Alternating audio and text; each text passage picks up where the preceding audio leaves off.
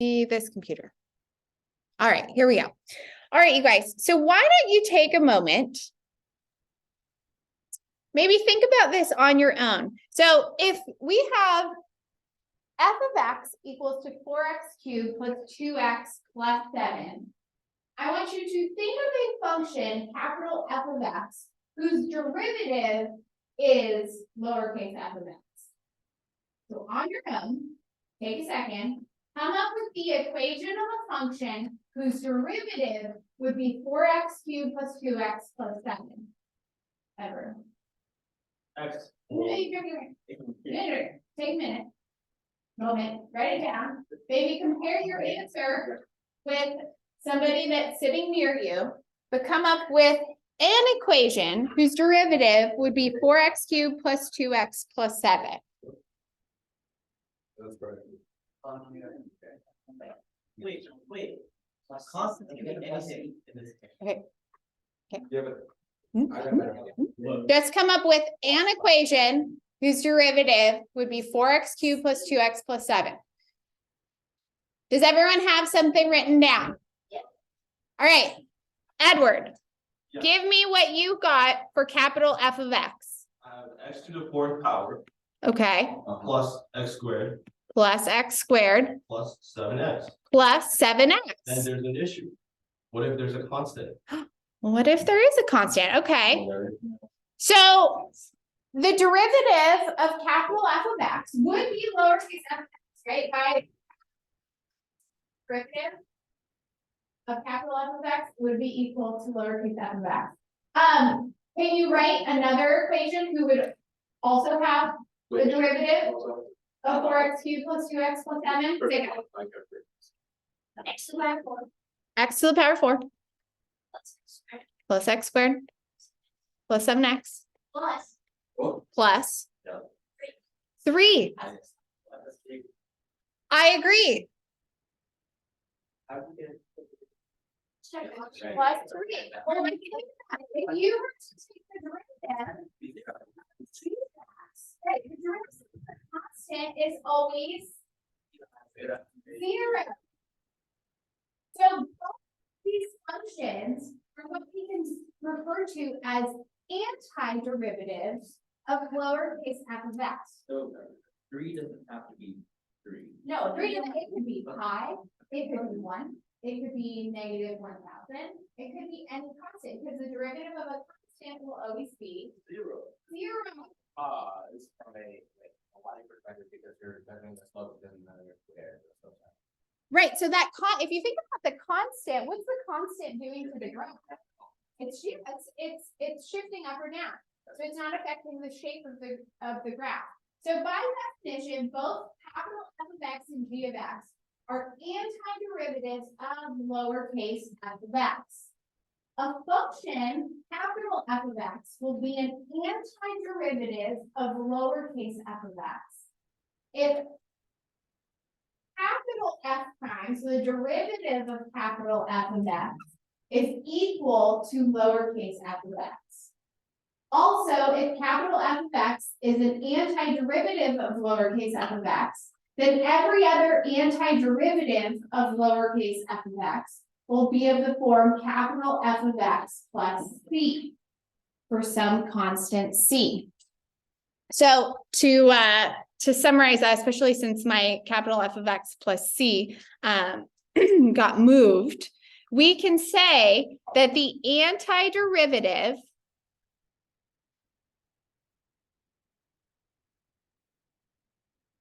of lowercase f of x can be represented as capital F of x plus c, where c is just a constant. Do you guys see what we're getting to now?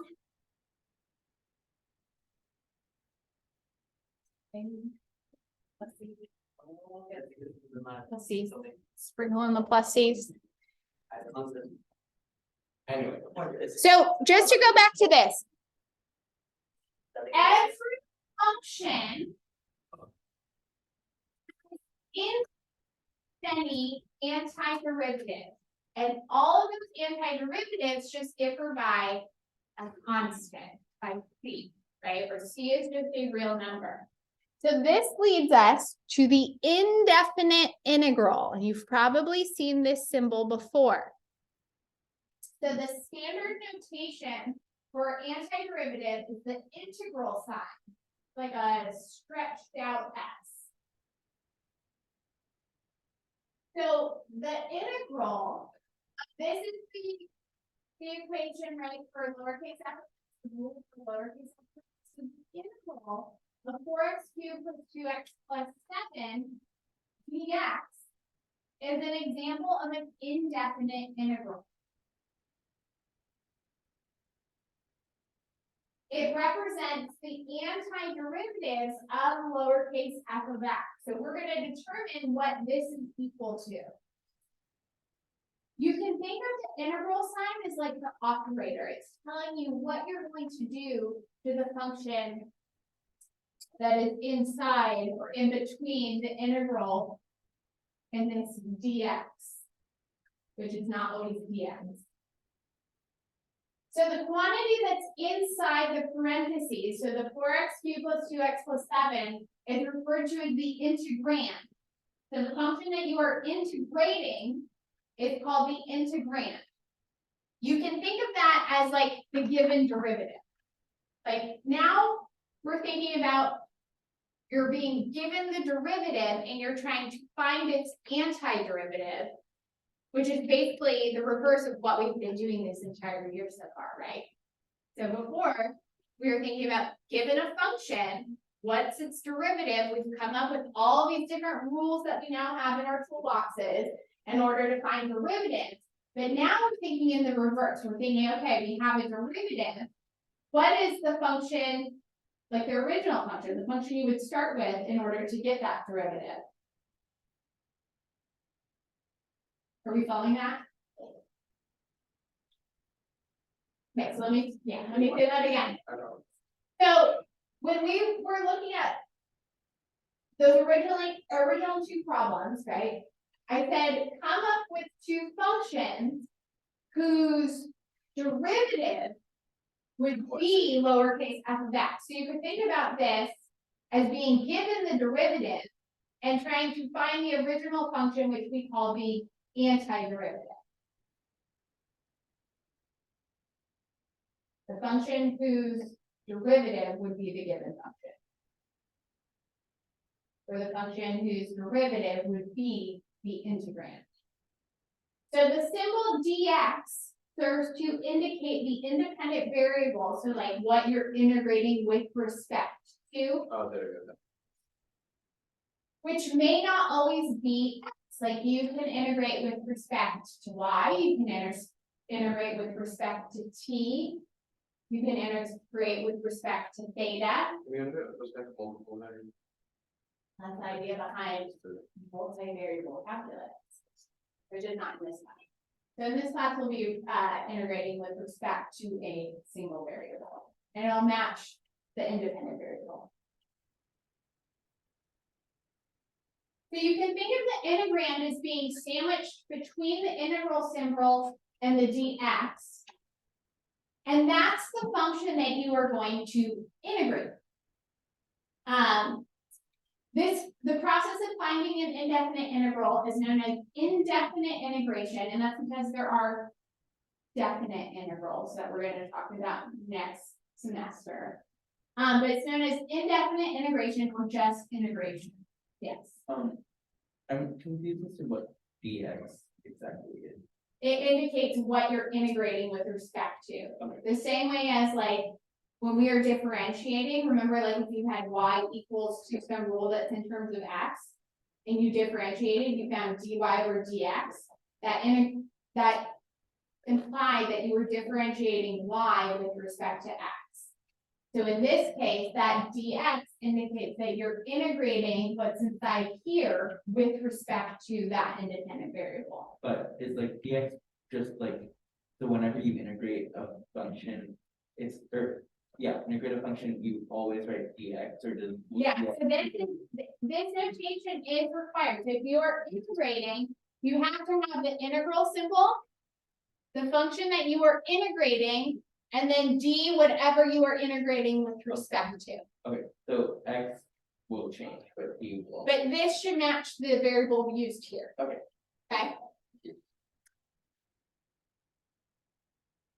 So in general, the integral of lowercase f of x dx is equal to capital F of x plus c. This just represents the general antiderivative of lowercase f of x. So this statement here represents all of the antiderivatives of lowercase f of x, the function that you're integrating, right? Because there's infinitely many antiderivatives for a given function. They all differ by a constant c. The C capital on that. It should be capital.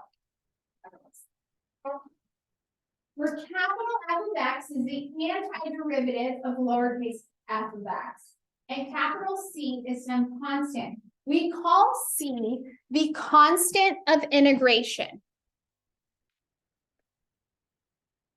So C is known as the constant of integration.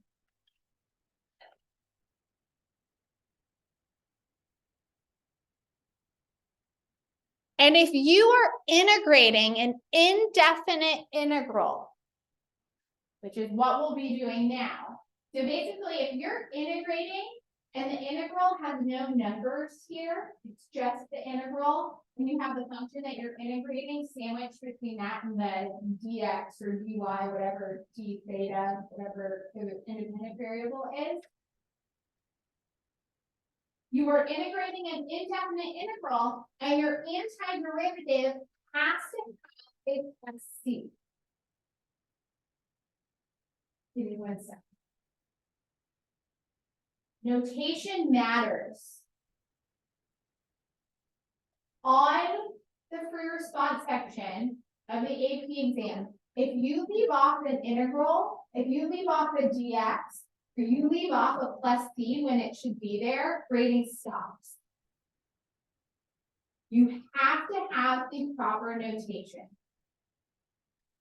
You will lose points if you do not have one of these pieces that are important for communicating that you were integrating. Right or not? Second. Like the philosophical reasoning we had like behind derivatives of the velocity of the graph and finding the combination, like rest and whatever we. Finding rates of change, right? Derivatives for a formula that allowed us to calculate instantaneous rate of change for the original function, right? How do you philosophically justify an integral? Well, we're going to be talking about that. We're not getting the application quite yet, but basically, all of next semester is going to be applications of integration. So what is the relationship between integration and differentiation? Because they're clearly connected, right? Since the integral of lowercase f of x dx represents the antiderivative of f of x, it follows that if you were to differentiate the indefinite integral with respect to x, what would this be equal to? F of x. It would just be equal to f of x.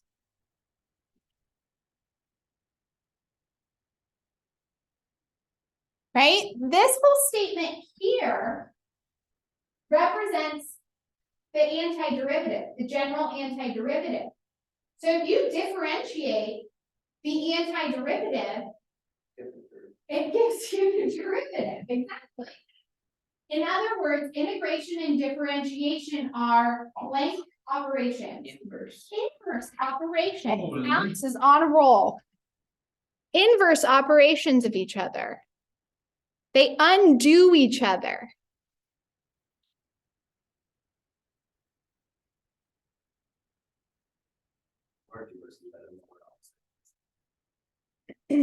Opposites usually refers to like opposite signs, like positive versus negative. Okay, any questions up to here? So this is like the big idea. If you are trying to find the original function, like if you think about being given a derivative And you are trying to find the original function. That original function we refer to as the antiderivative of the given function. Whoa. To find the general antiderivative, we integrate. We use indefinite integration. Is everyone with me up to there? Are there any questions? That plus c represents just a constant because the infinitely many antiderivatives of a given function are all separated or differ by just a constant. So c, that plus c represents all real numbers. Okay. So let's get into integration formulas. So let's go ahead and start coming up with these integration formulas by first looking at these two statements. So this first statement says when we integrate x squared with respect to x, so think of x squared as being the derivative, and you're trying to find its antiderivative. The antiderivative is equal to x cubed over 3 plus c, which is the same as 1/3 x cubed plus c. Are we okay with that? Now we could confirm that this is a true statement by thinking about differentiating x cubed over 3 plus c. Or we could actually think about differentiating both sides of the equation here, right, with respect to x. Get rid of C. So, So I guess we. well, you don't have to, right? It goes away on its own. So we thought about differentiating each side of this equation with respect to x. How good do we have to be at finding this simple? Do the best you can.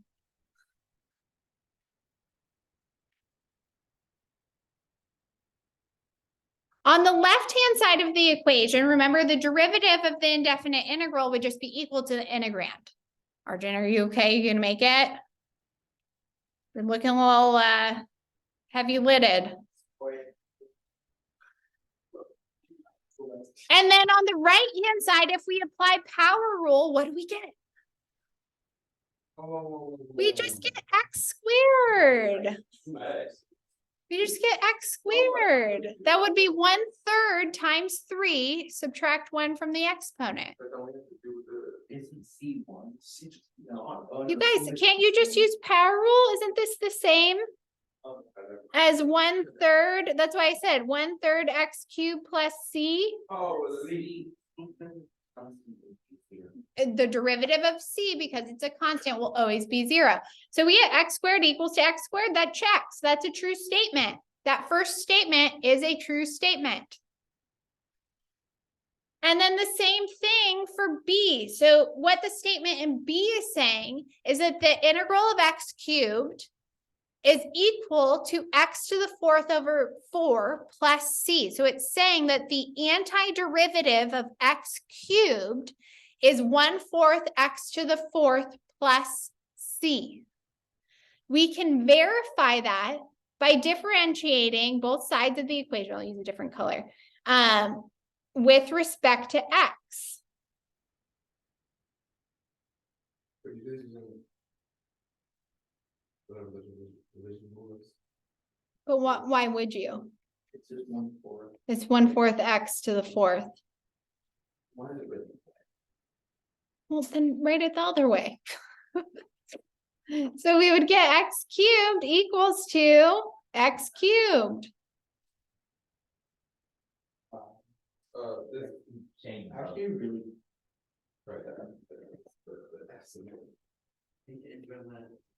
Okay, so let's come up with the power rule for integration. So from looking at these two statements, can we come up with some general rule for integrating when you have x to the n power? The n plus x. Good n plus 1 over.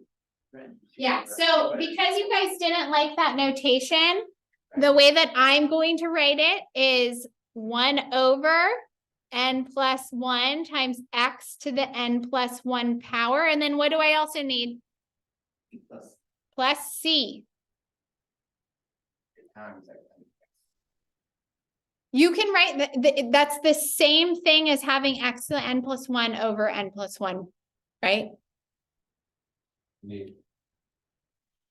I sometimes think it's easier to think about written this way, especially whenever you have x to the n being multiplied by like another constant, or you're maybe dealing with like negative exponents.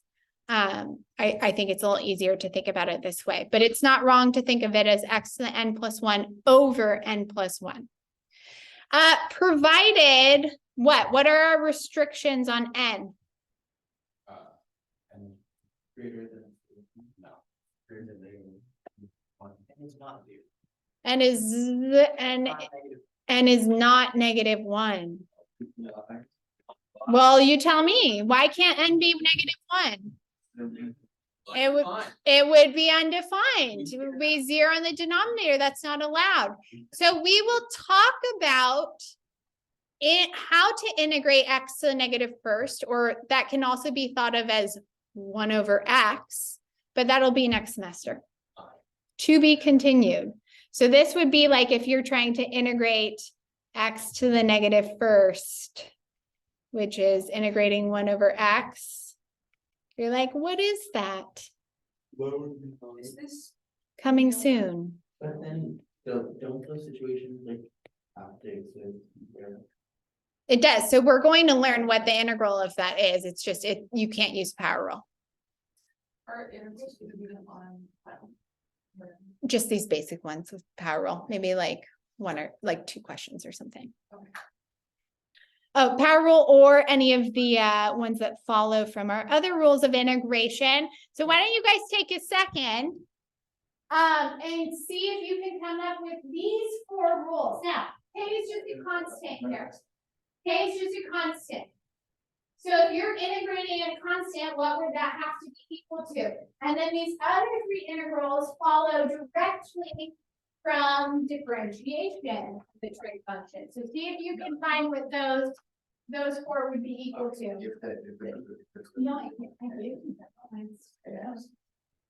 well, and I also not paying attention.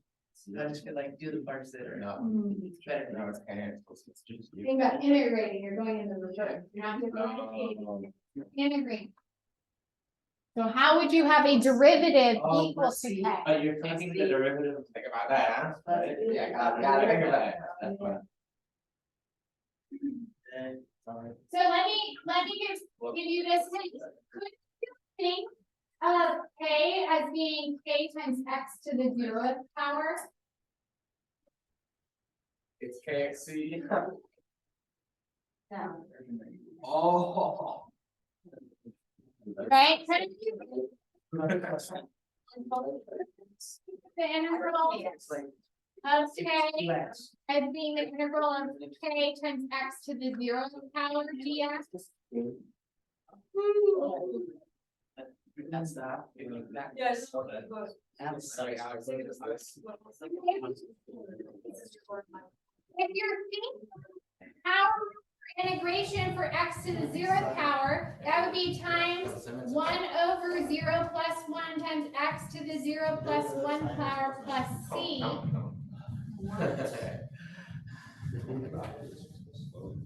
Negative 12. Right. Yeah. It looks more I know, complicated. that's why I thought that. For a minute, I was like. It's gonna be bad. Okay, so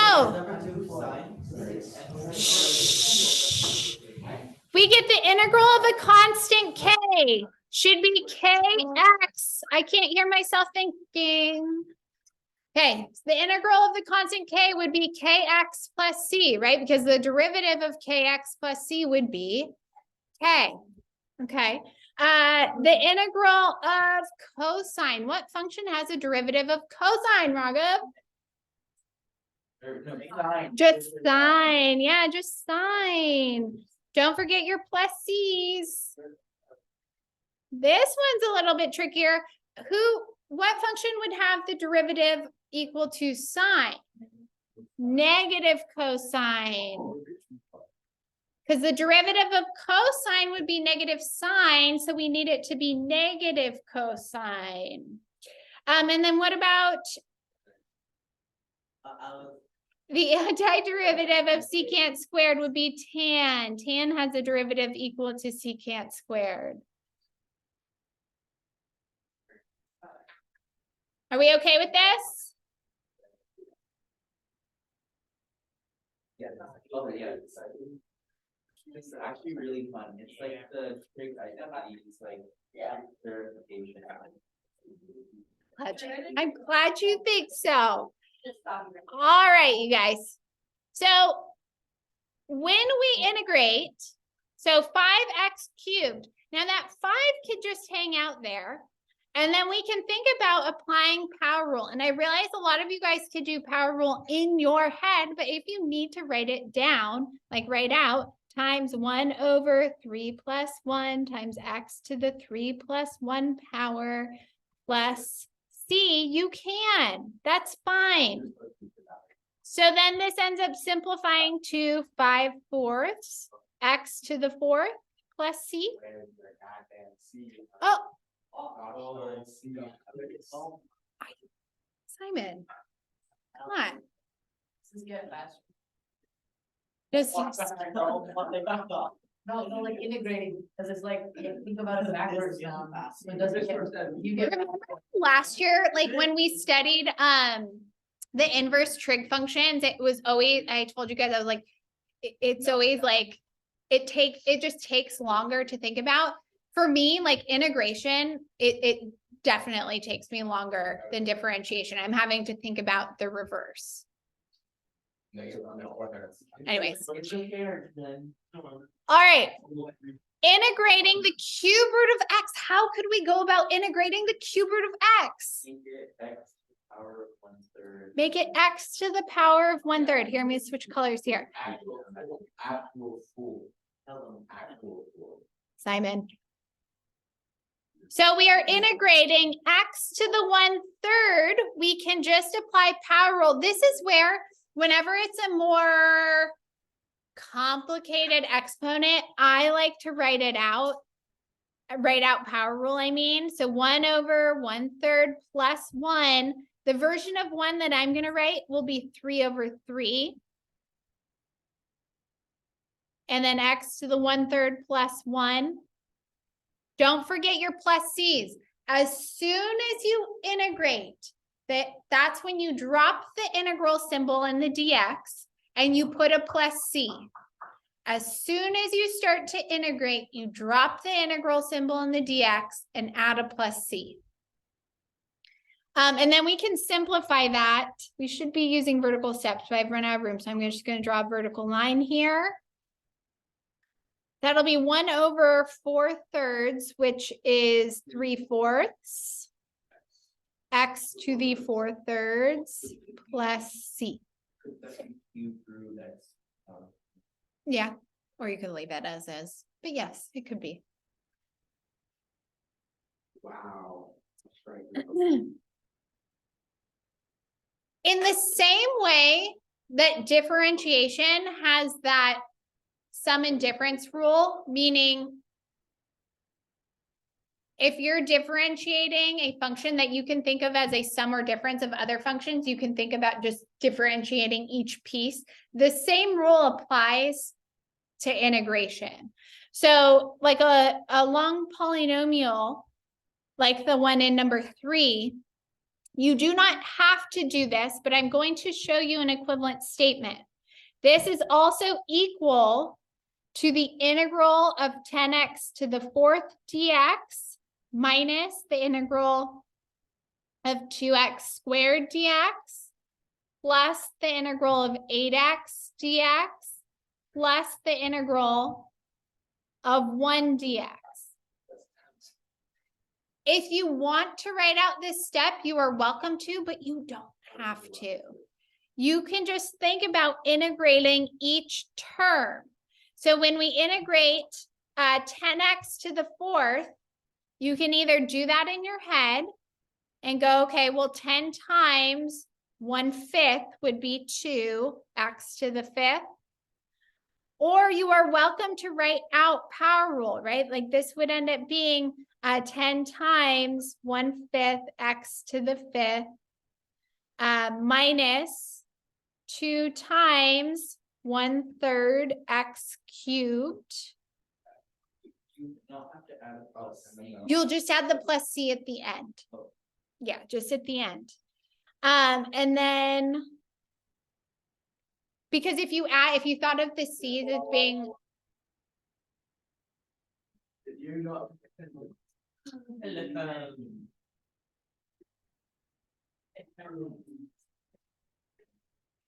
And he showed up late.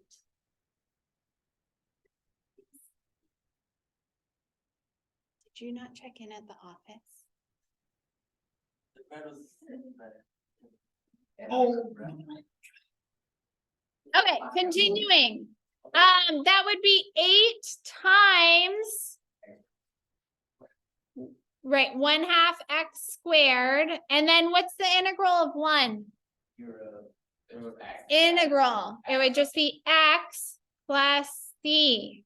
oh, So then simplifying this, that's 2x to the 5th minus 2/3 x cubed plus 4x squared plus, that's a 2, it's funky looking 2, plus 2 plus x plus c. So that would be our general antiderivative. What the heck? Do you know how that makes sense?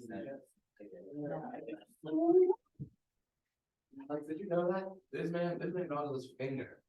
Yeah. I didn't know. Wild. Yeah. Okay, any questions? Again, I want to drive it home. When you are integrating a function, you can think about being given the derivative, and when you integrate, you are finding the general antiderivative. So you're finding the formula that represents all of the possible antiderivatives of a given function. Comcast bill, do you guys see that? How do I get rid of that? Go away. Oh, why is that there? Gotta pay a Comcast bill.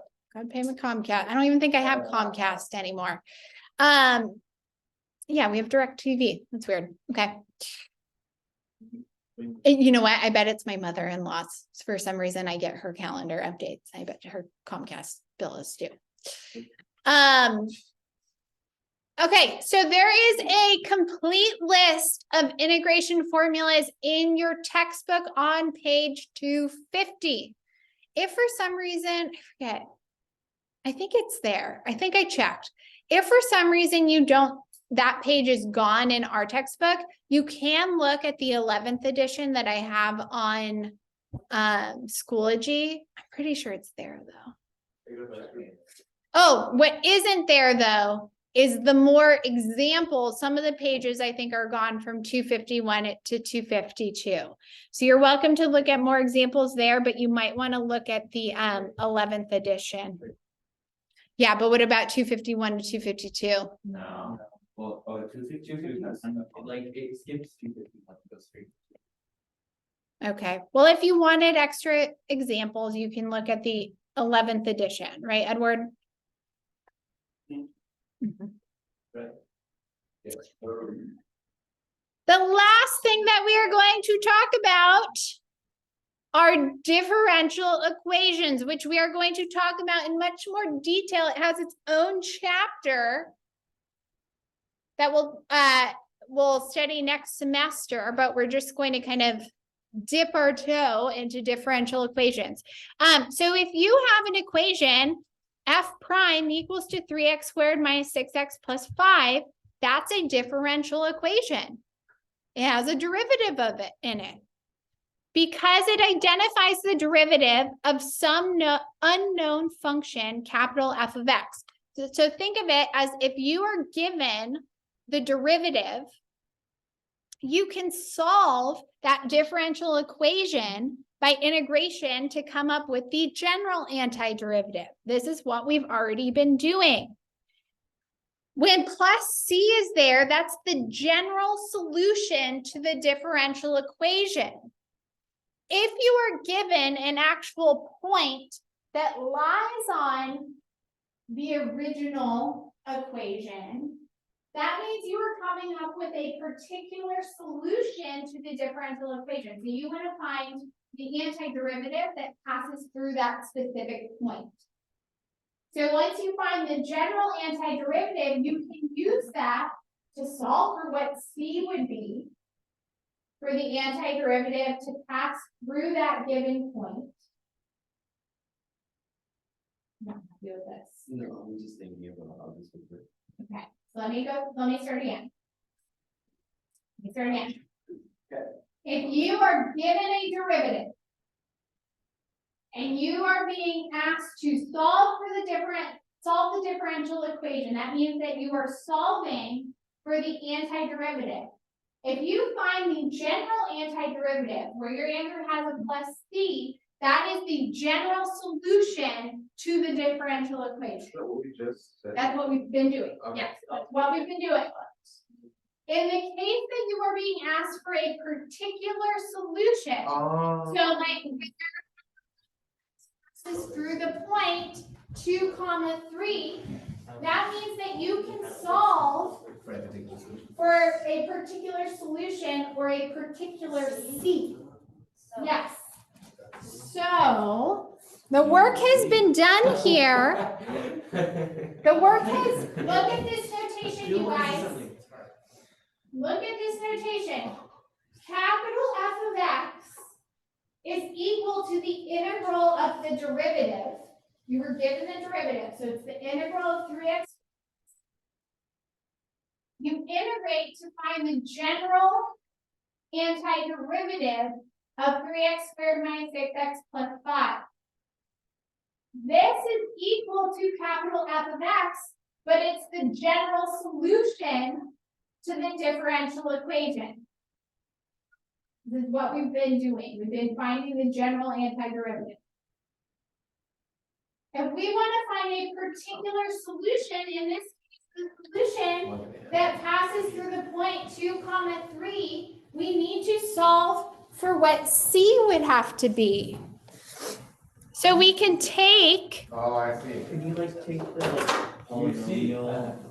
so F of 2 will be 2 cubed minus 3 times 2 squared plus 5 times 2 plus C is equal to 3. So now this is 8 minus 12 plus 10 plus C equals to 3. So what will that be? Negative 4 plus 10 is 6. C is negative 3. So that means that the particular solution will be x cubed minus 3x squared plus 5x minus 3. But this is only for if x equals 2. This is with this given information. Yes, That's fine. that's solving for the particular solution. But with the general, the general solution can never, one, C can never be equal to one singular number. Well, then it wouldn't be the general solution. So once you solve for C, that's a particular antiderivative or particular solution to the differential equation. What about time? Or like, no, what about this equation? Otherwise they don't want. Like, I mean, you never. It would be a vertical shift, right? Figured it out, I was remembering. Now on your homework, there's a bunch of the problems where you're being asked to find the antiderivative or to integrate. And it says to check your answers by differentiating the antiderivative. You don't have to show, I showed it in my solutions. I'm okay if you want to just do a mental check that you found the correct antiderivative. Like I'm not expecting you to write out your check. Does that make sense?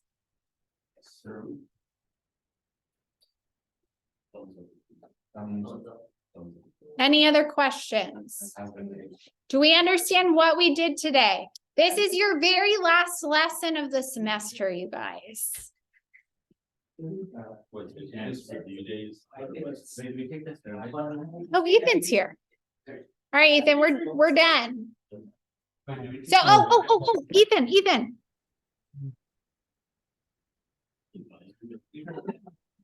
Ethan, are you there? Hello? How can you tell? It doesn't have Oh. Just unmuted. Oh. Hello? But like, even if you're unmuted, won't it like show the? No, it says unmute, but you was getting. Okay. Oh, you know what? Here, hold on. Gone. Oh, is my sound not on? Hello?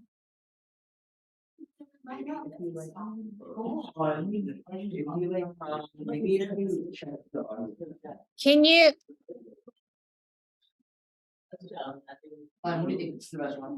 okay, Ethan, if you could go to the agenda and take my course survey right now, that would be great. And I'm gonna log off of here. I'm just gonna copy paste that. Okay, thank you.